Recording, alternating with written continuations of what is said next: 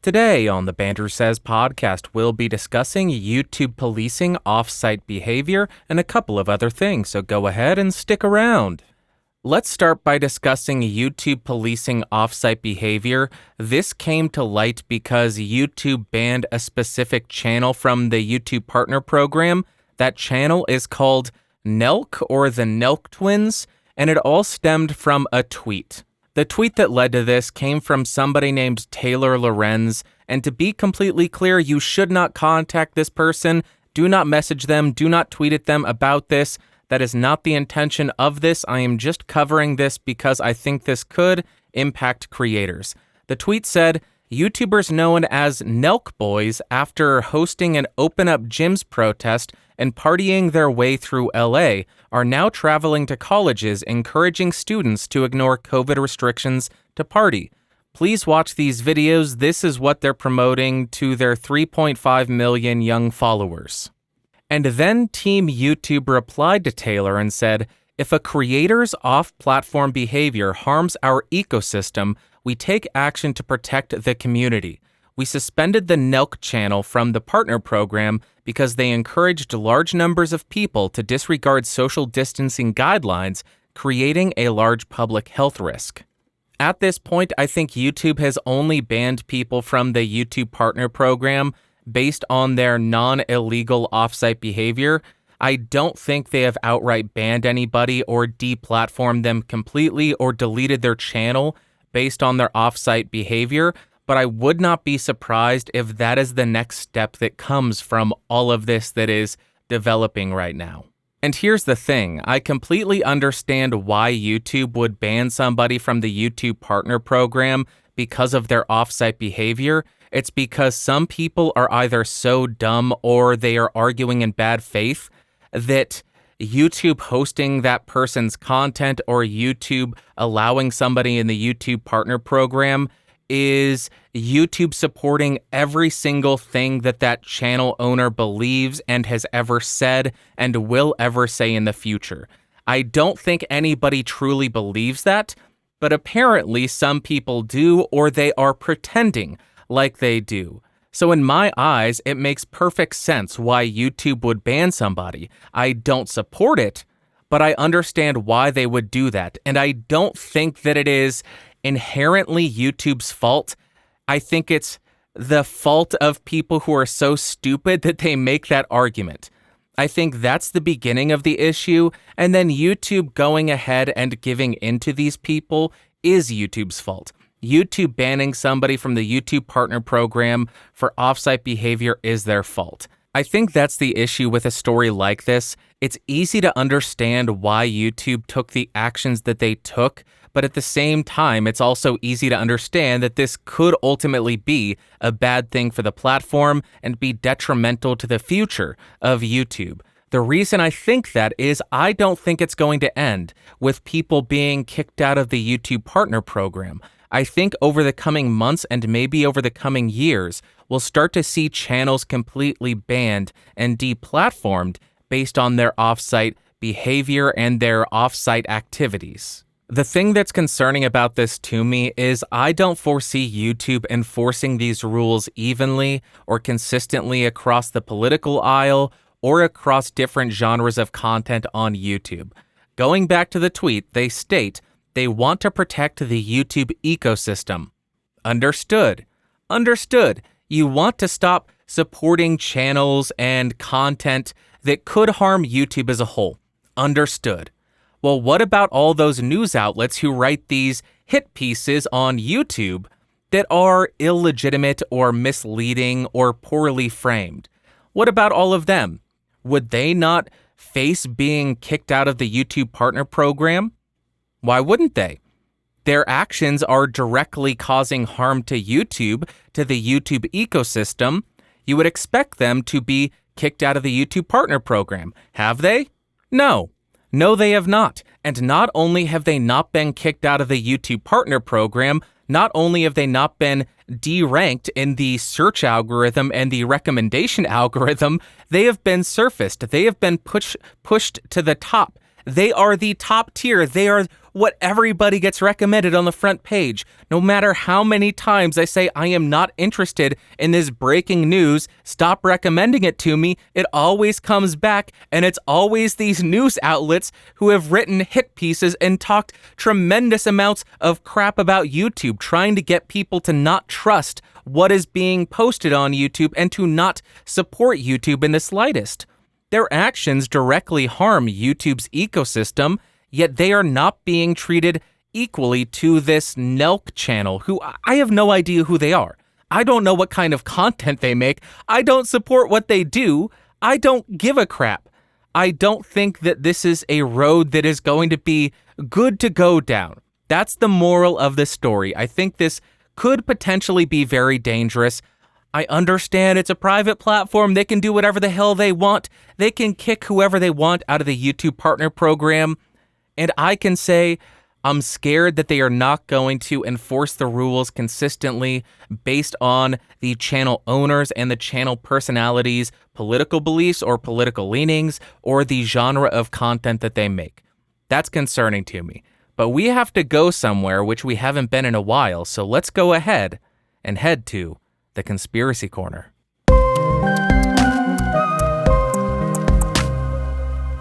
Welcome to the Conspiracy Corner. Always so dusty in here. I hired a cleaning service and they just don't do a good job. It's ridiculous. I'm gonna lower their pay. They do such a crap job. Think about how YouTube worded their response to this tweet. If a creator's off-platform behavior harms our ecosystem, we will take action to protect the community. Well, what if you vote for a politician who advocates for a policy that would negatively impact YouTube? Would that fall under behavior that harms our ecosystem? A couple of examples. The Democratic Party trying to break up tech monopolies. YouTube being forced to separate from Google would have a direct negative impact on YouTube's viability. Would that be harmful behavior to the YouTube ecosystem? Or the Republican Party who is pushing for Section 230 reform. That would remove protections that YouTube has that allows them to moderate the content on their platform. If that was removed, everything that was uploaded to YouTube would have to stay there. Or if YouTube starts to moderate the content, then they could face being sued because they would be viewed as a publisher. Would that be behavior that is harming our ecosystem? Can they ban people who vote for those politicians? Can they ban those politicians? Because that would harm their ecosystem. Or what about the EU pushing for Article 13, which was a copyright bill, a copyright proposition which would have severely harmed YouTube? If you're somebody who supports any of these bills, could that be viewed as harming our ecosystem? Could YouTube use that as justification to kick you out of the YouTube Partner Program or potentially ban you from YouTube outright? And would that be correct of them to do, or would that be wrong? And if that is viewed as harming the ecosystem, will they enforce it consistently across the political aisles, or will they have a political leaning? I know this is very conspiratorial, but how long until YouTube starts taking action against people who supported these ideas, which, if they were enacted, would directly negatively impact YouTube and the YouTube ecosystem? That's my conspiracy, even though I don't really think it is. I don't know if YouTube will ultimately ban people outright for supporting ideas and politicians who advocate for bills and reform that would harm YouTube. I don't know if that's the route that it's going to go. It's possible, though. Let's get out of the conspiracy corner. This is crazy. But now for the important question. What can you as a creator do to mitigate the risk associated with this? First thing you need to do is diversify your income stream. An easy way to do that would be to invest outside of YouTube, outside of the online realm. An easy way, invest in Cisco CDs. Unleash the Dragon, the Thong Song. This is gonna be worth millions one day. Just you wait. I bought that for a sketch a while ago, and it's been sitting on top of a speaker for a long time. I had to use it some way. There you go. but you do need to diversify your income streams. Set up a Patreon, set up a Subscribestar, set up any number of these crowdfunding sites, run ads on your website, sign up for affiliate marketing in as many different companies as you can.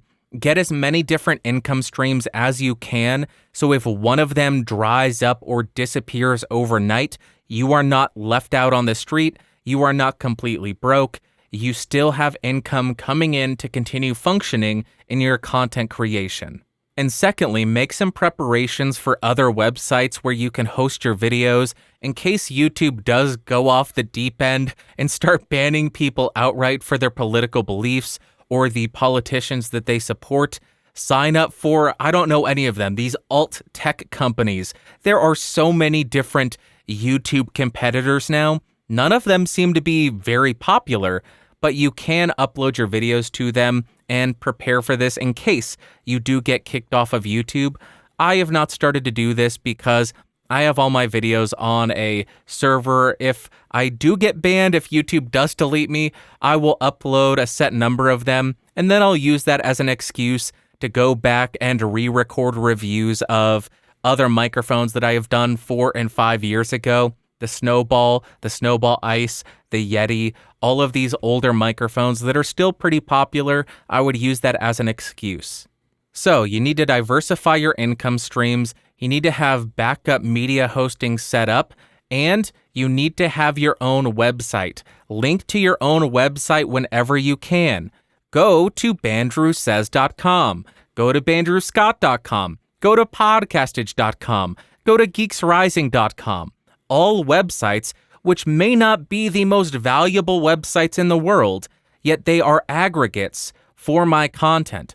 I upload and link to my content on those web pages, and I mention them whenever I can. So if I were to get banned, people already know, go to bandrewscott.com, podcastage.com, geeksrising.com, and I know where to find the content.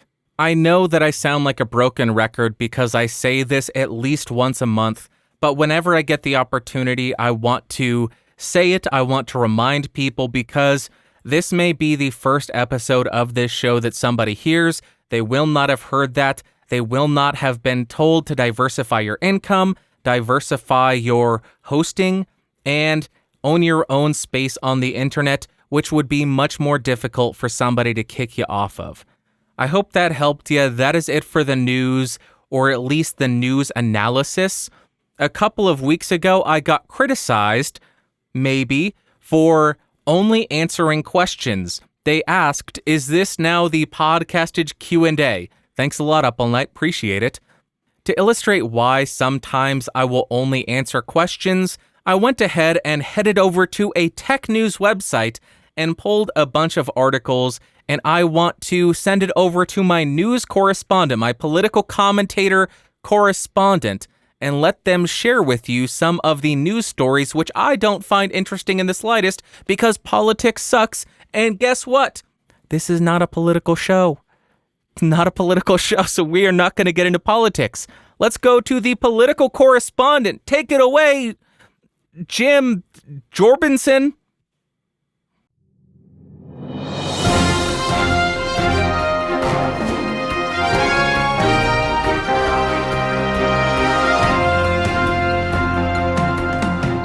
Welcome to this week's edition of news that I don't really care about because it's political in leaning and it was written about on a tech news website. First up, Biden campaign enlists teen's Instagram account for online organizing. Is this news? Is this newsworthy? Why are we listening about Biden enlisting a teenager to organize on Instagram? This is not newsworthy. This is a waste of my time, and this is a waste of your time. Find a different beat, write about something other than a teenager being enlisted by Biden. Now, if Biden starts sniffing her, report on it, because that's a problem. But hey, it doesn't matter. Next. Sorry. Trump's latest attack on Section 230 is really about censoring speech. Is it Trump, or is it the actual tech platforms? This is getting political. Whoops. Chinese embassy demands Twitter probe after ambassador account likes porn tweet. Come on. We're being trolled. This is not news. This is a Chinese ambassador who didn't realize they were signed into their official account and they liked a porn tweet. Just like Ted Cruz a couple of years ago. I don't know how I did that. I must have been hacked. Sure you were. Sure you were, buddy. You were just up super late in a hotel room and you liked a porn tweet. Don't lie to us. We know what you're up to. But I think porn may be illegal in China, so that's why they're doing this, to save face a little bit. We know what you're up to. We know you like that porn, bud. Next up, Donald Trump wants to blame Amazon for his post office woes. That's newsworthy. That's a huge oversight on President Trump's part. It should be. Post office blames themselves for their post office woes because it's been poorly mismanaged for decades and it's a terrible system, and that's why everything's going up in flames. Terrible system. Nobody likes the USPS because it sucks. That really should have been the story there. And lastly, Biden campaign partners with Cameo for new fundraising effort. Again, who cares? Who cares? Oh hey, are you a presidential candidate? Look at how you can raise more money. Huh? If I can pay Biden $10 to say welcome to the Bandrew Says podcast, or hey, welcome to Podcastage, I will happily give Biden $5 or $10. Something tells me that's not going to be the case though, and it's going to be hundreds of thousands of dollars. Maybe not hundreds of thousands, it's going to be a few $100, maybe thousands of dollars to get Biden to say anything, if he can even say it. Or do you think they'll just have a bunch of pre-recorded words that Biden has said in the past, and then they splice together a sentence that you request for $5 so Biden isn't actually saying what you asked him to? They're just piecing together the sentence that you request? I don't know. That is it for news that I don't really care about because it's political and leaning, and it was written about on a tech news website. Back to you in the studio.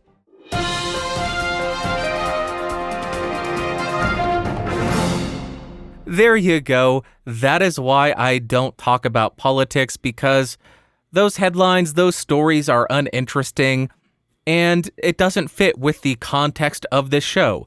This is creator news analysis, and many of those cases, I don't think any of that stuff matters. And in those cases, I will just jump onto my email, pull some questions that people have sent in, and answer them, because then I can still offer some value to everybody who wants something to listen to on Sunday or Monday. Let's jump to what you had to say, and we have two comments that we will be addressing. First one comes from Joel. They say, I have a non-techie question. Have you always spoken with such perfect diction, or did you learn that through speech therapy or other means? It really is a great tool given your niche. Joel, thank you very much for the comment, and thank you for the kind words. I don't think that I have perfect diction, and that is because I know how much editing I do every single episode. I will screw up sometimes 5 or 6 times trying to convey a single idea. I will stumble over words, and when I stumble over my words, I will cut out that screw up and retake it. I will re-say what I was trying to communicate, because I want to ensure that when I'm communicating, I am communicating as clearly as possible and as efficiently and effectively as possible. I don't want to take up any extra time that is not needed to be taken up. I know that your time is valuable, and I want to respect your time. You're kind enough to be listening to me rant about whatever, and I want to make sure that you get the information you came for, and then you can go about your day without 30 minutes of me ranting about pizza. This isn't a pizza podcast. I want to convey information clearly, consistently, effectively, and efficiently. I hit my keyboard. I don't think I stopped recording. I don't have perfect diction. There is just a crap load of editing to cut out every single screw up that I do. That's the secret. Thank you very much for the comment. I appreciate you. And the second comment that we have is from Jacob, and they say, the guitar pedal is intended for high impedance signal, not the low impedance signal from microphones. Jacob, thank you very much for the comment, and I thought about that as soon as I finished recording. The guitar pedal is expecting a high impedance or a high Z or an instrument input, and then you are sending a line level signal into it, which may be why it was clipping, but it doesn't really explain why the level was so low. Maybe the output was mismatched with the preamp's return. I'm not 100% sure how everything was working. I have heard from some folks that they use the avalanche pedal, which is a delay and a reverb pedal, to add some effects onto their voice. I am not sure if that is through a send and a return in their preamp or how they are doing it. I will have to check with them, because if it can work, it would be interesting to see how it would work. But I think you are exactly right. The reason that it was working so poorly was because there is this huge impedance mismatch. We are sending a line level signal out of a preamp into an instrument level pedal, and then sending an instrument level output into a line level return. It seems goofy, and there are so many mismatches in there that I'm not surprised that it turned out so poorly. Thank you very much for the input. If anybody does have an example where they have used a guitar pedal as an effect for their voice, let me know in the comments down below, or send in an email to askbandrew.com, askbandrew@gmail.com. That's right. And we'll go from there, because I would love to see how that would work. I would love to see a $200 pedal board that gives you the same effect as a $5,000 channel strip. Save some folks some money. That'd be awesome. And that is actually going to wrap up for today. I did not pull any questions from the Ask Bandrew email. I wanted to take it a little bit easy, because the Ask Bandrew questions sometimes take 2, 3, 4 hours to find the microphones, pull them all out, do all the testing, do all the research, all of that stuff. I wanted to take it easy. Sue me. Or don't sue me. I don't want to go to court. That would suck. But thank you so much for coming by this week. I appreciate you so much. I love you. You're amazing. You're a wonderful human being. And guess what? People like you. People like you, but you should not like people. You should not like people. Do not trust people. People are evil. People are stupid. And groups of people act irrationally. Do not trust people. I am providing you with a healthy mindset for the world. I hope you have an amazing Sunday, Monday, Tuesday, Wednesday, Thursday, Friday, Saturday. Next Sunday, I will talk at you. I love you so much, and I will talk to you later. Bye.